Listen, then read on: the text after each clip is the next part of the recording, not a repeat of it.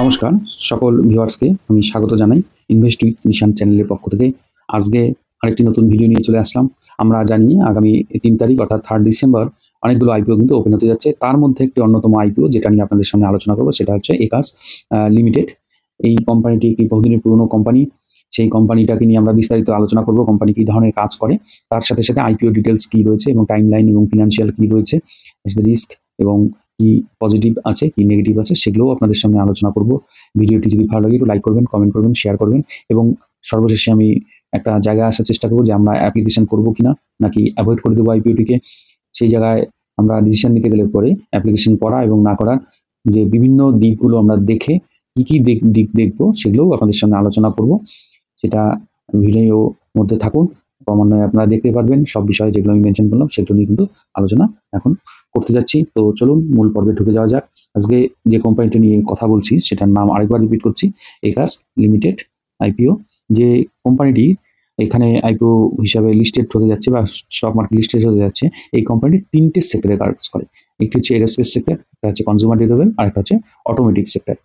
এই যে এরোস্পেস সেক্টরটি আছে সেখানে কি করে, বিভিন্ন ধরনের মেশিনিং, ফরজিংস, অ্যাসেম্বল সলিউশন, অর্থাৎ ইঞ্জিন যে থাকে এরোস্পেস বা এরোপ্লেনগুলো যে থাকে তার ইঞ্জিনের বিভিন্ন রকমের পার্টস এরা সাপ্লাই দেয় এবং ল্যান্ডিং গিয়ারের পার্টস এবং এয়ারক্রাফটের বিভিন্ন ইন্টেরিয়ার কিন্তু এরা তৈরি করে। যেমন বিভিন্ন ধরনের অ্যালয় শিট, যেমন বিশেষ করে টাইটেনিয়াম শিট, এগুলোর কাজ কিন্তু এই কোম্পানিটা করে থাকে। এই যে এরোস্পেস সেক্টরের বিভিন্ন যে বড় বড় কোম্পানিগুলো রয়েছে, যেমন হচ্ছে হলো এয়ারবাস, বোয়িং, কলিন্স, এগুলোর সাথে কিন্তু এই কোম্পানিটি কাজ করে থাকে। এরোস্পেস ছাড়াও আরও যে বিভিন্ন কোম্পানিগুলো যেমন হানিওয়েল, ইটন, কলিন্স, এই যে কোম্পানিগুলো আছে এগুলোর সাথে কিন্তু এদের কাজ হয়। বিভিন্ন দেশে অর্থাৎ ভারতবর্ষের বাইরেও ইউএসএ এবং ফ্রান্সে কিন্তু এদের সেট আপ রয়েছে, ম্যানুফ্যাকচারিং হাব রয়েছে যেখান থেকে এরা কিন্তু প্রোডাক্ট প্রডিউস করে।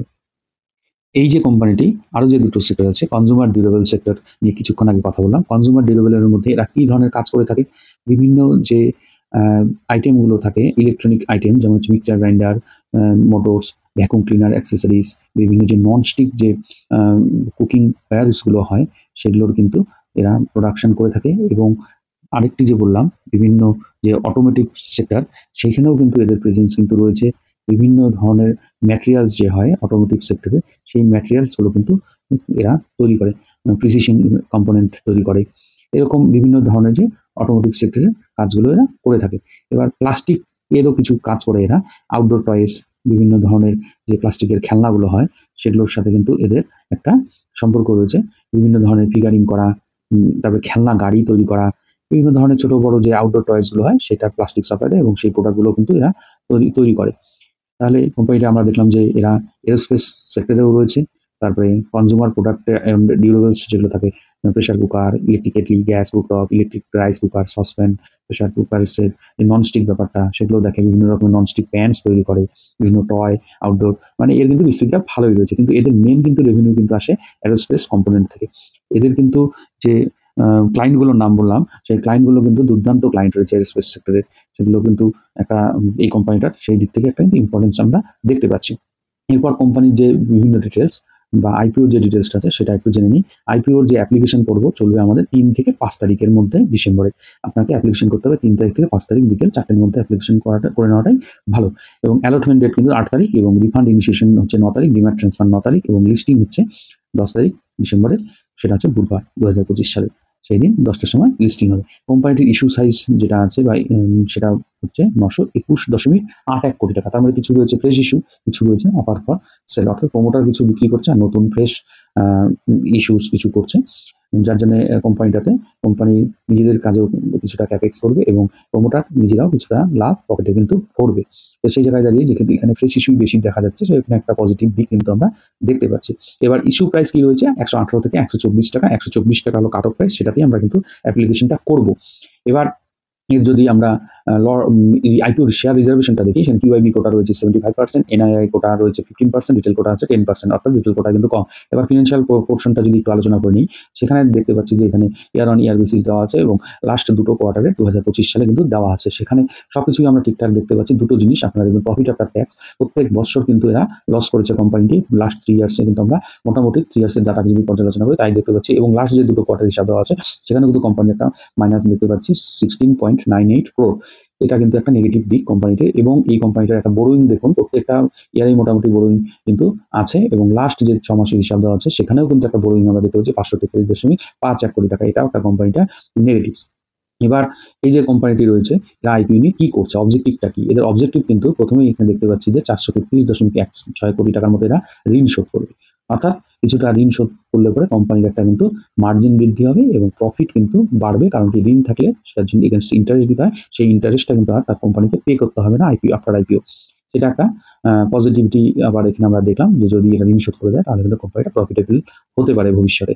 আরেকটি জিনিস, এই যে লিড ম্যানেজার লিস্ট যদি দেখেন সেখানে দেখবেন জেএম ফিনান্সিয়াল মতো কোম্পানি লিড ম্যানেজারের দায়িত্বে আছে, এবং IIFL capital service limited, Kotak Mahindra capital company, এই নাম যারা ভালো কিন্তু কোম্পানি, যাদের জন্য এই লিস্টটা দেখে মনে হচ্ছে যে কোম্পানিটার মধ্যে কিছু না কিছু পজিটিভ রয়েছে। এবার আমরা আইপিও অ্যাপ্লিকেশন করবো কিনা সেটা কিভাবে সিদ্ধান্ত নেব? সিদ্ধান্ত নিলে প্রথম যে জিনিসটা দেখতে হয় জিএমপি। এখানে এক্সিস্টিং জিএমপি যেটা দেখতে পাচ্ছি 35% মতো, যদিও এটা কোনো অফিসিয়াল বা গুরুত্ব সেরকমভাবে এটাই যে ফাইনাল সেরকম নয়, এটা আপ ডাউনও করবে আগামীতে দেখবেন।